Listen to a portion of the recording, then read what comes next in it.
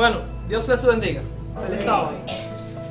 Como ustedes saben, estamos estudiando la teología de la última generación. Entonces, este es un tema muy criticado, muy atacado actualmente en la iglesia adventista. Hay mucho debate sobre esto. Y tiene muchos puntos que tocar. Hasta ahora estudiamos sobre, el primer tema fue una introducción a lo que era la teología de la última generación. El segundo y el tercer tema fueron relacionados con lo que es el pecado. ¿Qué es el pecado? Para tener conceptos claros sobre qué es el pecado y qué no es el pecado. El tema número 4 y número 5, o sea, justo el anterior, estuvo dedicado a la naturaleza superior y la naturaleza inferior. O sea, estudiamos un aspecto de la naturaleza humana, dos principios que operan allí, que es importante que nosotros los conozcamos y sepamos identificarlos, porque esto interfiere grandemente con el Evangelio, con la naturaleza humana de Cristo, con la justificación por la fe, con la perfección, qué tipo de perfección podemos tener. Es importante que sepamos la distinción que hay entre la naturaleza superior, donde se desarrolla el carácter, se forma la mente, la personalidad individual, y la naturaleza inferior, que es biológica y hereditaria, se refiere a la carne. Ahora, a partir de este tema del día de hoy, nosotros vamos a empezar a estudiar lo que es el asunto de la naturaleza humana de Cristo. Y para entenderla y tener claro este tema, es importante haber analizado los temas anteriores. Bien, esta es la naturaleza humana de Cristo, parte 1, el primer tema. Y lleva el subtítulo: tomó la naturaleza humana en forma real. Esto es un tema precioso, es un tema importante. Vamos a hablar de cosas muy interesantes y vamos a aprender qué significa realmente Jesús para nosotros. Voy a iniciar este tema con una cita de Elena de White que aparece en Mensajes Selectos, tomo 1, la página 286, el párrafo 1. Escuchen esto con atención. La humanidad del Hijo de Dios es todo para nosotros. ¿Recuerdan Eclesiastés 12, 13 y 14? El deber del hombre, porque este es el todo del hombre. Aquí dice algo similar, dice: la humanidad del Hijo de Dios es todo para nosotros. Así de importante lo presenta Elena de White. Todo el plan de salvación, todo el desarrollo de la expiación, todo el desenvolvimiento en el gran conflicto se resuelve a través de la humanidad de Cristo. Ese es el puente que resuelve el problema del pecado. Por eso la humanidad del Hijo de Dios es todo para nosotros. Es la cadena áurea, eso quiere decir de oro, la cadena áurea que une nuestra alma con Cristo y mediante Cristo con Dios. Esto ha de ser nuestro estudio. ¿Escucharon eso? Dice que este tema debe ser nuestro estudio. Nosotros debemos estudiar la humanidad del Hijo de Dios. ¿Y por qué es tan importante? Yo creo que en la iglesia adventista no se le ha prestado mucha atención a esta cita, no se le ha presentado mucho estudio a este tema. De lo contrario, no habría tanta confusión y tanto debate. Dice más adelante: Cristo fue un verdadero hombre. Dio prueba de su humanidad al convertirse en hombre. Sin embargo, era Dios en la carne. Cuando tratemos este tema, haríamos bien en prestar atención a las palabras pronunciadas por Cristo a Moisés en la zarza ardiente: quita tu calzado de tus pies, porque el lugar en que tú estás, tierra santa es. O sea, es un tema sagrado, un tema delicado e importante para el Evangelio. Lo que usted crea sobre la naturaleza humana de Cristo va a definir lo que usted cree sobre el plan de redención, sobre la perfección del carácter y sobre la escatología, los eventos finales de la iglesia, particularmente en esta tierra. Así que es un tema santo y que tenemos que quitarnos, dice, el calzado de nuestros pies, porque el tema que vamos a empezar a estudiar a partir de esta presentación del día de hoy, dice que es tierra santa. Estamos en tierra santa. Deberíamos aprender este estudio con la humildad del que aprende con corazón contrito.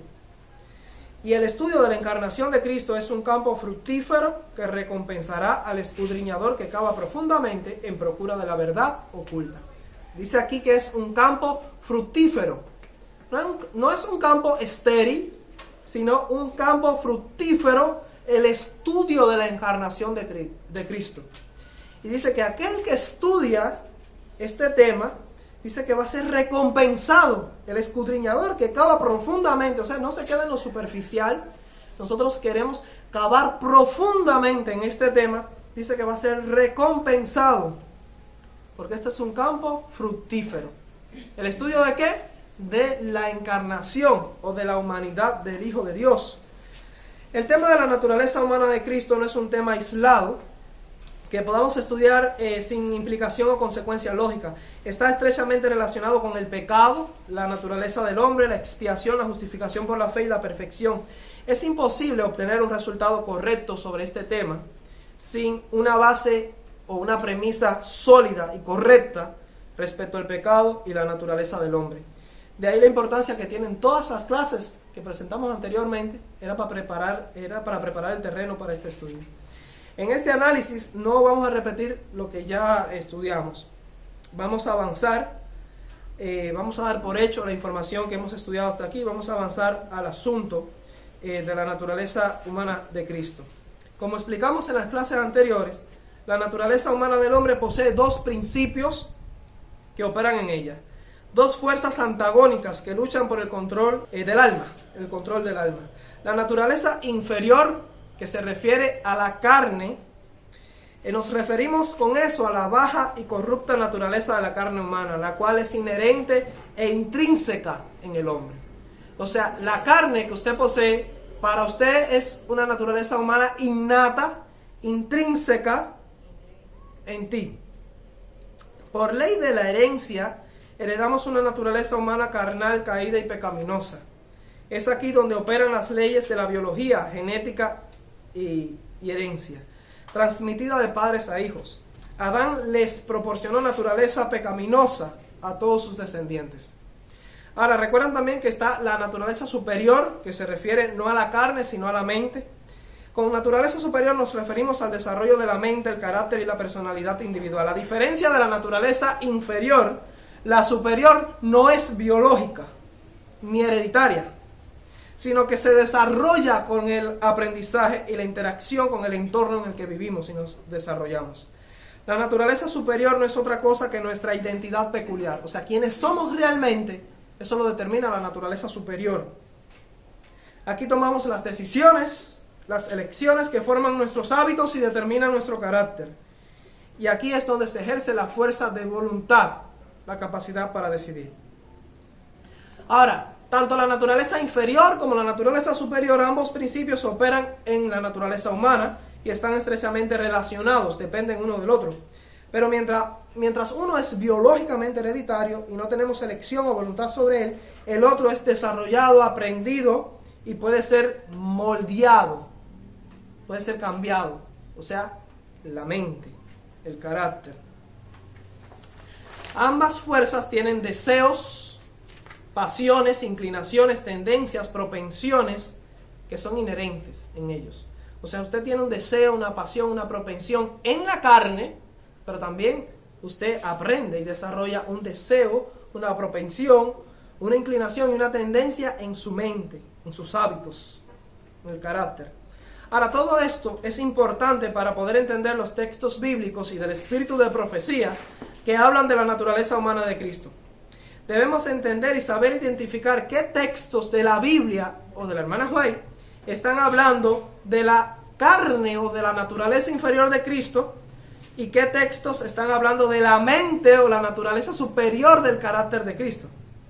En ocasiones muchos eruditos confunden estos textos, los tuercen y los aplican mal.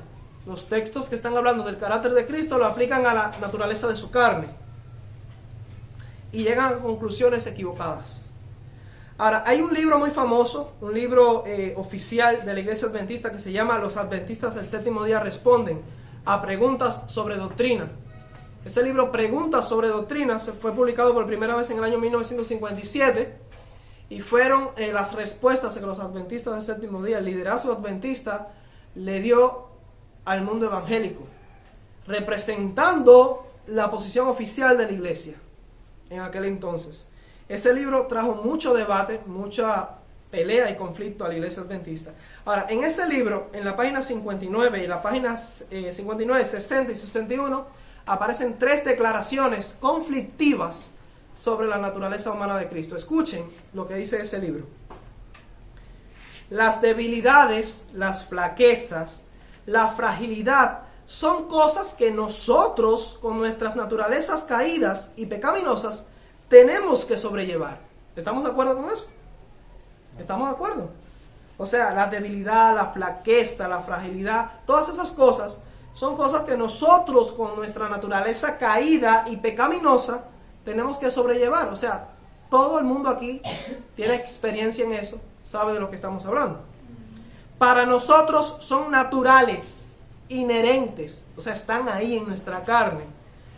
Pero cuando Él las cargó, está hablando de Cristo, cuando Él las cargó, las tomó no como algo que fuese suyo de forma innata.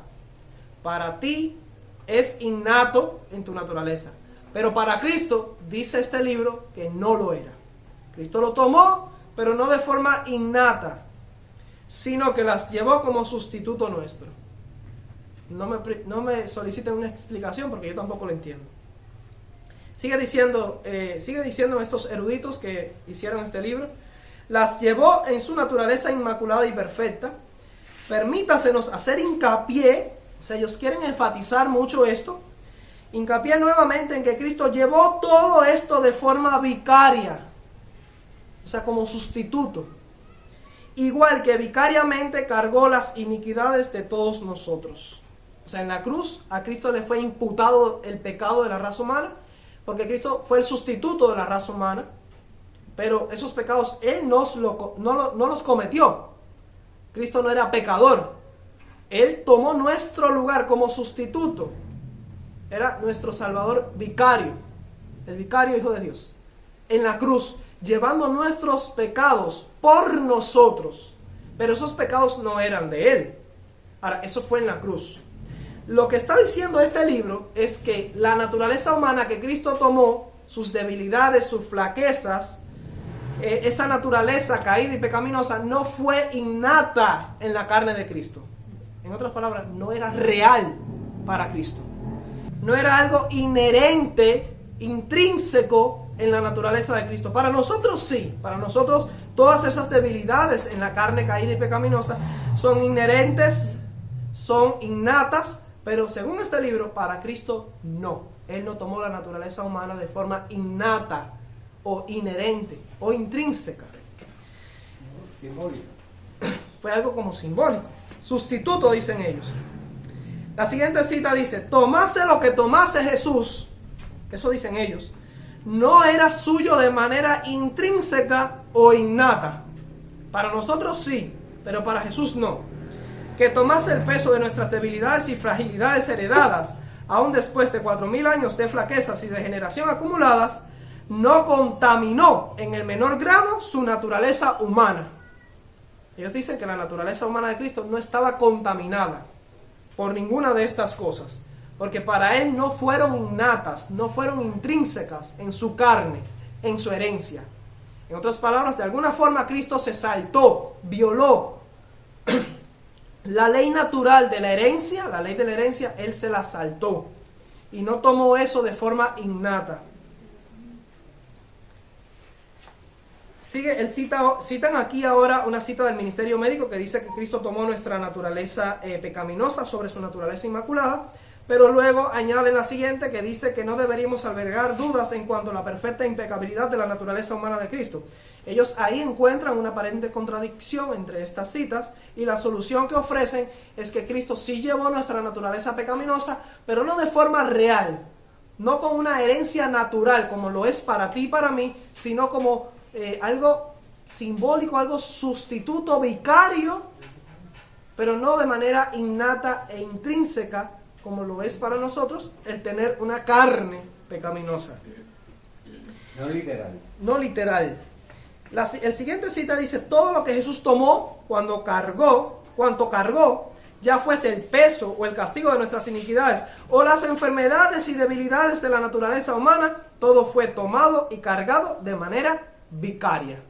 No de manera real, sino de manera vicaria.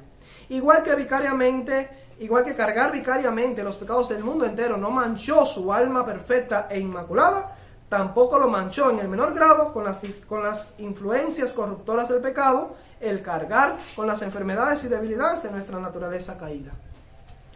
Lo que significa para usted tener una naturaleza humana caída y pecaminosa, para Cristo no fue real, fue ficticio, fue simbólico, no fue innato, tampoco fue intrínseco.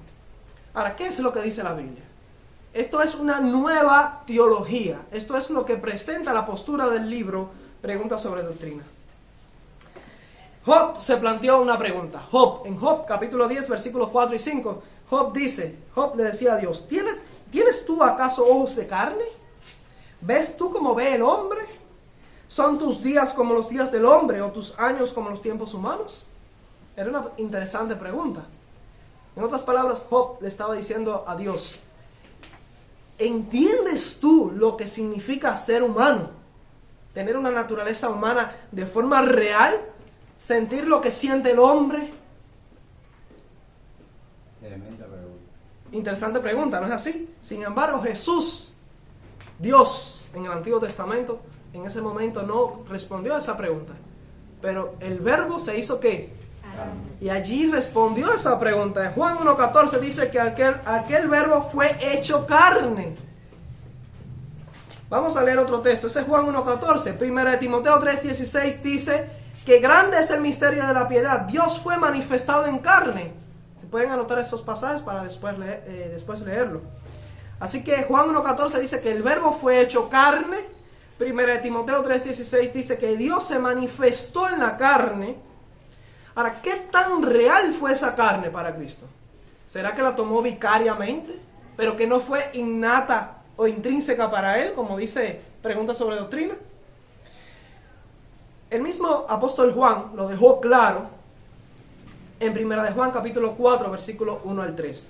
Primera de Juan 4, 1 al 3 dice: amados, no creáis a todo espíritu, sino probad los espíritus si son de Dios, porque muchos falsos profetas han salido por el mundo. Eso es un consejo interesante, muy válido. En esto conoced el Espíritu de Dios. Todo espíritu que confiesa que Jesucristo ha venido en carne es de Dios. Y todo espíritu que no confiesa que Jesucristo ha venido en carne no es de Dios. Y este es el espíritu del anticristo, el cual vosotros habéis oído que viene y que ahora ya está en el mundo. Ahora, cuando yo leo este pasaje, me planteo la pregunta: si el Espíritu de Dios, el Espíritu Santo, promueve la doctrina, la enseñanza de que Cristo realmente vino en la carne, o sea, la carne que Cristo tomó fue real para Él, le fue innata, intrínseca, o sea, Él llevó la carne de forma natural por ley de la herencia. Si esto es lo que la Biblia enseña, ¿quién inspiró lo que dice el libro Preguntas sobre Doctrina? ¿Quién lo inspiró? Porque dice aquí que el que no confiesa que Jesucristo ha venido en carne, este es el espíritu del anticristo. ¿Y el espíritu del anticristo de dónde proviene? ¿No es de Satanás? Entonces, ¿quién está detrás del libro Preguntas sobre Doctrinas? ¿Quién está detrás de la nueva teología? Es Satanás. Dicho bien duro, lo que enseña el libro Preguntas sobre Doctrina es una doctrina del anticristo, satánica. Dicho bien claro. En la segunda carta de Juan, segunda de Juan, capítulo 1, versículos 7 al 11, también leemos: porque muchos engañadores han salido por el mundo, que no confiesan que Jesucristo ha venido en carne. Quien esto hace es el engañador y el anticristo. Así que todos los eruditos, lo sepan ellos o no, lo entiendan o no, con esta enseñanza que promueve la idea de que Cristo no tuvo la naturaleza caída, la naturaleza humana caída de forma intrínseca, de forma innata y real para Él, están tristemente siendo engañadores, pervirtiendo el evangelio, distorsionando la verdad bíblica y enseñan el espíritu del anticristo. O sea que Cristo fue hombre, 100% hombre como tú y como yo. Su carne, la naturaleza humana, fue para Cristo y significó para él lo mismo que significa para cada uno de nosotros el heredar una carne, la carne humana. Versículo 8 dice: mirad por vosotros mismos, para que no perdáis el fruto de vuestro trabajo, sino que recibáis galardón completo. Cualquiera que se extravía y no persevera en la doctrina de Cristo no tiene a Dios. El que persevera en la doctrina de Cristo, ese sí tiene al Padre y al Hijo. Si alguno viene a vosotros y no trae esta doctrina, no lo recibáis en casa ni le digáis bienvenido. Oye, está fuerte esa postura de Juan, está fuerte. Si alguien que enseña esta doctrina de que Cristo no tomó una carne de manera innata y real en él, que fue vicaria, que fue aparente, dice que no lo dejemos entrar en la casa. Porque el que le dice bienvenido participa de sus malas obras. O sea, Dios nos tiene por culpables. Vamos a ver ahora en la Biblia qué tan real fue la naturaleza humana para Cristo. Ya sabemos que vino en la carne, y esa carne fue muy real para él. Y el que no cree que Cristo vino en la carne, pues tiene el espíritu del anticristo.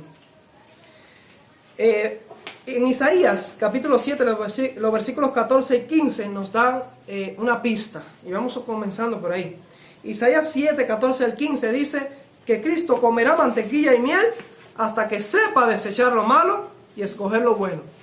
Está hablando de la experiencia de Jesús.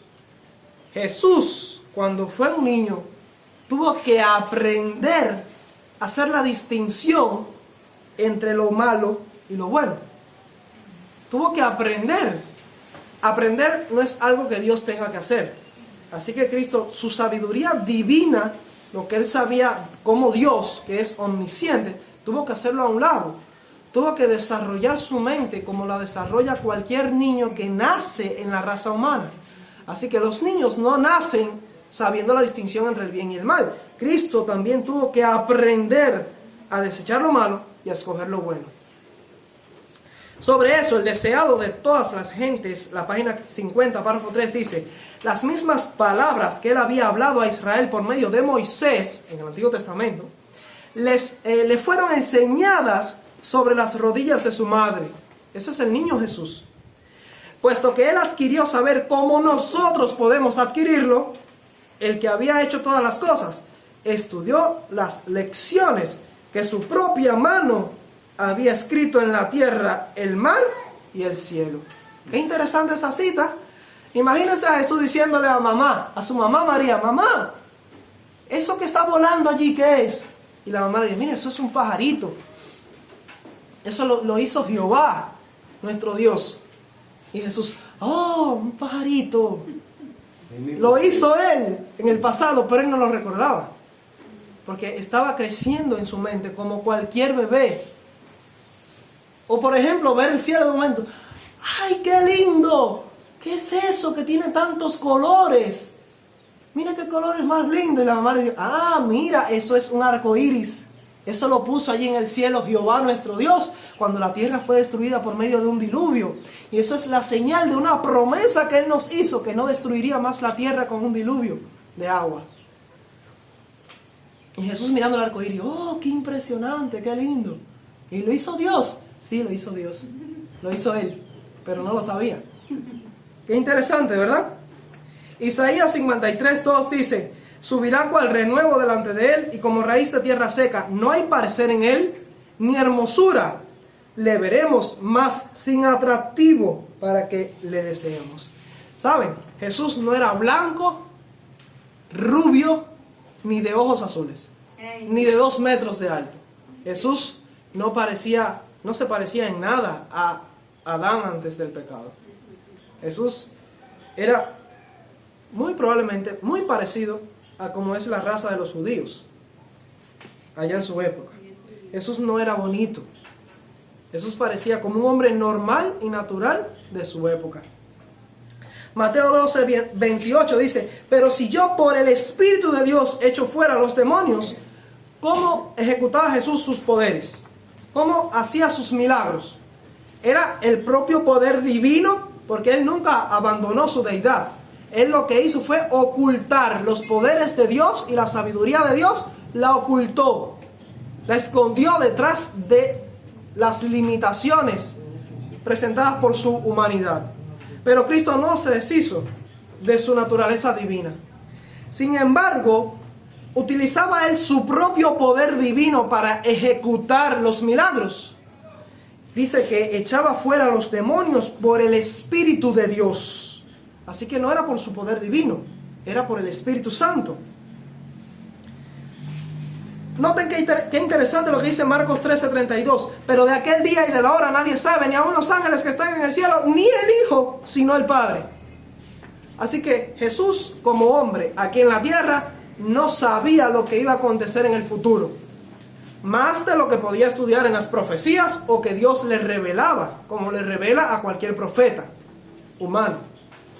Jesús no sabía cuándo iba a ocurrir el día y la hora de su segunda venida. Él no lo sabía. Esto no es algo que diríamos de Dios. Jesús como Dios lo sabía todo, pero Jesús como hombre no lo sabía todo. Sabía solo lo que tú y yo también podemos saber estudiando la Biblia y orando para que Dios nos revele la información.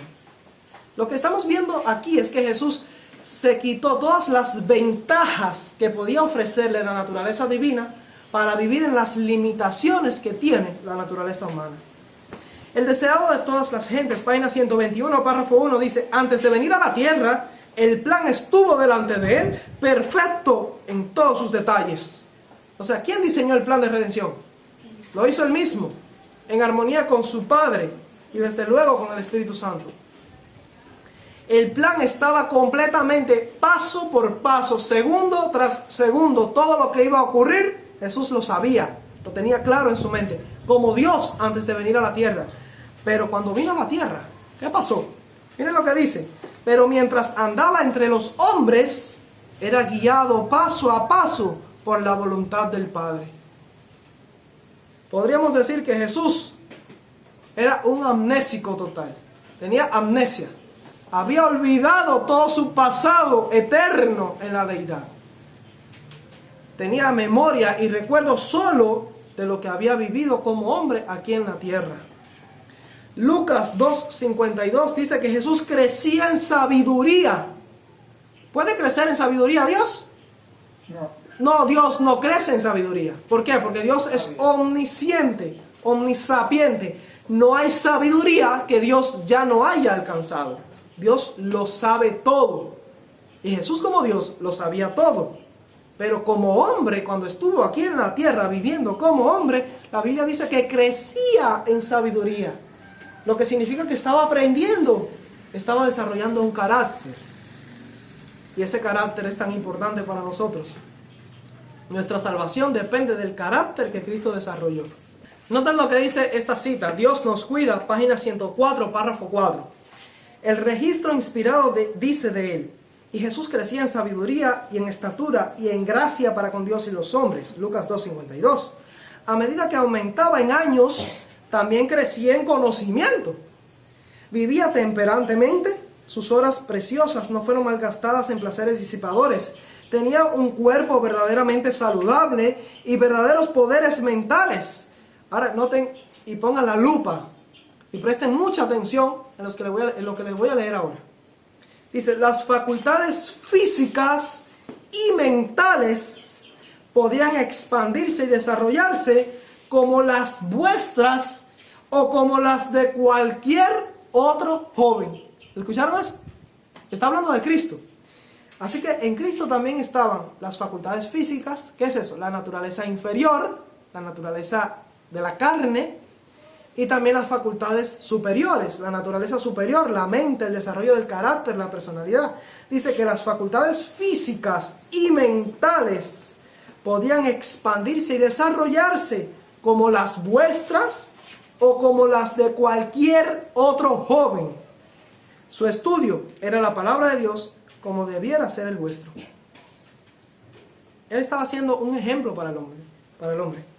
Juan 5:19 dice que Jesús no podía hacer nada por sí mismo.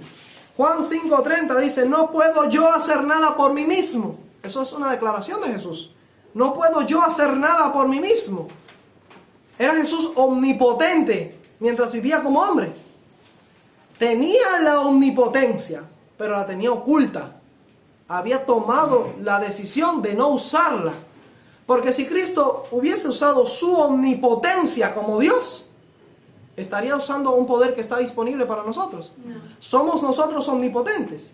¿Tenemos el poder infinito? No lo tenemos. Y si Jesús realmente quería ser nuestro ejemplo, si quería vivir como debe vivir un hombre, no podía usar su poder de Dios, tenía que hacerlo a un lado. Eso no significa que Jesús dejó de ser Dios, no. Él seguía siendo Dios, pero no utilizaba sus poderes divinos. Así que él decía, no puedo yo hacer nada por mí mismo. ¿Cómo se valía? Se valía como cualquier hombre.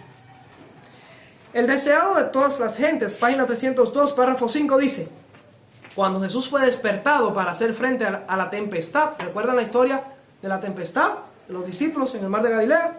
Se hallaba en perfecta paz. No había en sus palabras ni en su mirada el menor vestigio de temor, porque no había temor en su corazón. ¿Tenía miedo Jesús en la barca? No tenía miedo. ¿Pero por qué no tenía miedo? Yo soy Dios. Yo tengo el poder absoluto. Yo no tengo miedo a que pase, que venga un tsunami, que no pasa nada. Era así como pensaba él. Confiaba en que él era Dios y podía hacer cualquier cosa. No.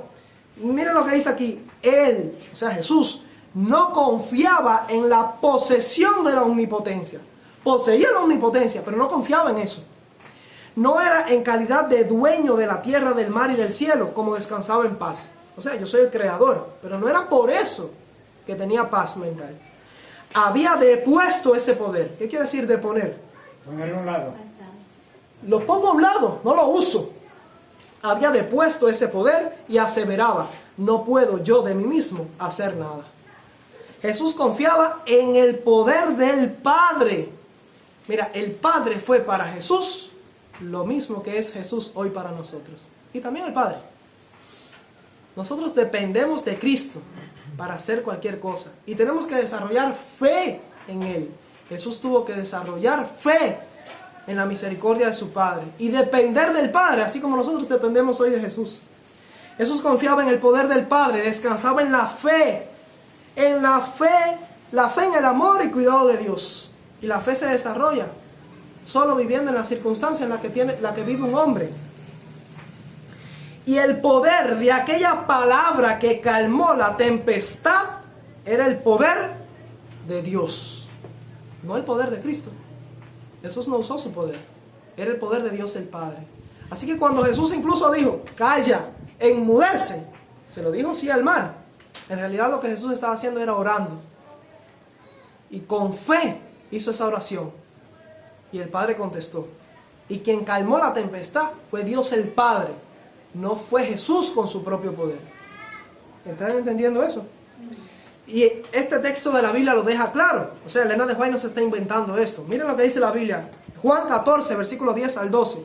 Dice, ¿no crees que yo soy el Padre y el Padre en mí? Las palabras que yo os hablo no las hablo por mi propia cuenta, sino que el Padre que mora en mí, Él hace las obras. ¿Quién las hacía?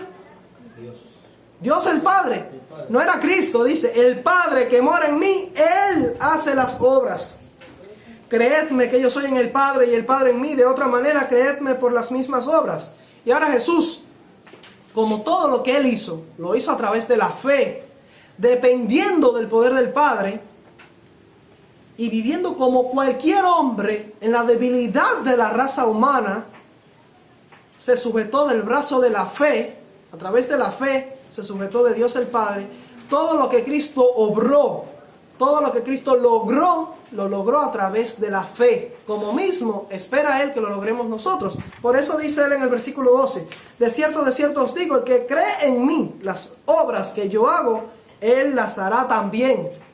Y aún mayores hará, porque yo voy al Padre.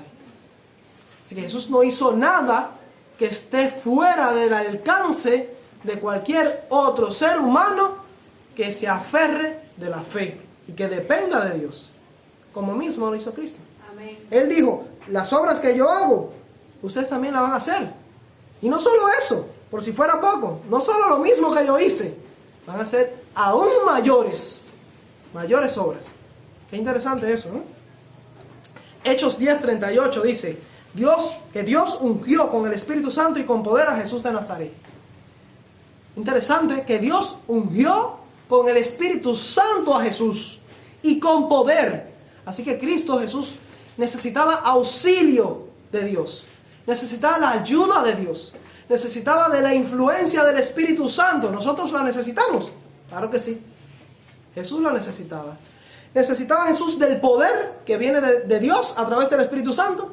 Sí lo necesitaba, porque Dios le otorgó a Jesús el Espíritu Santo y le otorgó poder. Dicho sea de paso, Jesús no era el Espíritu Santo, porque si Dios le otorgó el Espíritu Santo, Jesús y el Espíritu Santo son cosas distintas. Un paréntesis. ¿Me están entendiendo lo que les voy explicando? Amén. Hechos 10:38 dice eso, que Dios ungió con el Espíritu Santo y con poder a Jesús. Así que la naturaleza humana que Cristo tomó fue real para Él, así como lo es real para nosotros, como para limitar y vedar sus atributos divinos. Cristo tuvo que aprender a diferenciar entre el bien y el mal. No tenía cualidad física fuera de lo común en todo hijo de Adán. Aunque muchos creen que Cristo efectuaba sus milagros por el poder de su divinidad, la verdad es que fueron realizadas por el poder del Espíritu Santo. Había muchas cosas que Jesús humanamente no sabía. Tuvo que crecer en el conocimiento y aprender. No podía hacer nada por sí mismo, sino que dependía de la ayuda de Dios el Padre. Era el Padre quien hacía las obras, dijo Cristo. Él fue ungido y auxiliado con el Espíritu Santo y con poder de lo alto para poder lograr todo lo que hizo. Ahora, quizás no haya en la Biblia un texto que lo explique con mayor claridad que Filipenses capítulo 2, versículos 5 al 8. Filipenses 2, 5 al 8 dice: haya pues en vosotros este sentir que hubo también en Cristo Jesús, el cual siendo en forma de Dios no estimó el ser igual a Dios como cosa que aferrarse, sino que se despojó a sí mismo tomando forma de siervo, hecho semejante a los hombres, y estando en la condición de hombre, se humilló a sí mismo, haciéndose obediente hasta la muerte y muerte de cruz. Ahora, dice ahí que Cristo tomó la forma de un siervo. La palabra siervo, doulos en griego, quiere decir esclavo. O sea que Cristo tomó la forma de un esclavo, hecho semejante a los hombres. Eso significa que en la experiencia, Él fue un hombre 100% real como nosotros. Sin embargo, aunque era divino en su esencia y naturaleza eterna, Cristo nunca dejó de ser Dios cuando se hizo hombre. Por eso, no era igual en el absoluto sentido de la palabra, igual a nosotros. Nosotros no somos divinos también. Cristo sí era divino. Pero en cuanto a la naturaleza humana, su carne humana era idéntica a la nuestra. Tan real como lo es para nosotros la carne humana. El hecho de que Jesús llevara también la naturaleza divina y tuviera de alguna forma acceso a ese poder divino, también le dificultó aún más las cosas, porque abría el campo, la esfera en la que Satanás podía tentarlo. Colosenses 2:9 lo deja claro, dice que en Jesús habita corporalmente toda la plenitud de la deidad. Eso demuestra que Él nunca se alejó o eliminó de alguna forma su divinidad. No, Cristo continuaba siendo Dios. Sin embargo, eso no alteró en lo absoluto su participación de la real carne humana. Cristo era un hombre como nosotros lo somos y poseía en su humanidad todas las características naturales de dicha naturaleza. De modo que la expresión bíblica, hecho semejante a los hombres, significa que era 100% de la misma naturaleza de la que son los hombres. Vamos a ver cómo lo entendió Elena de White. Escuchen esta cita en Mensajes Selectos, tomo 1, la página 290, párrafo 1, dice: Cristo no tomó la naturaleza humana en forma aparente. Podríamos poner en forma vicaria o en forma sustituta, como dice el libro Preguntas sobre Doctrina. Dice que Cristo no tomó la naturaleza humana en forma aparente o simbólica. No, la tomó de verdad. En realidad poseyó la naturaleza humana. Y cita ella Hebreos 2:14, dice: por cuanto los hijos participaron de carne y sangre, Él también participó de lo mismo. Era el hijo de María. ¿Saben lo que significa eso? Que si Cristo hubiese sido llevado a un hospital moderno y le hubiesen hecho un análisis de sangre y hubiesen examinado su ADN, iban a encontrar el parentesco biológico con María. Llevaba la sangre de María, la carne que tenía Cristo tenía el ADN de su madre María. Dice aquí, era el hijo de María, era de la simiente de David, de acuerdo con la ascendencia humana. Se declara de él que era hombre, el hombre, Cristo Jesús. Amén. Así de real fue para Jesús la naturaleza humana. Ahora, si Cristo realmente poseyó la naturaleza humana, en clases anteriores aprendimos que en la naturaleza humana operan dos principios. ¿Cuáles son? La naturaleza superior y la naturaleza inferior. ¿Será que debemos encontrar en la naturaleza humana de Cristo esos dos principios también? Desde luego que sí, lo leímos en la cita anterior, Dios nos cuida, página 104, párrafo 4, dice que Él tenía un cuerpo verdaderamente saludable y verdaderos poderes mentales. Ahí están las dos cosas. Cuerpo, naturaleza inferior. Poderes mentales, naturaleza superior.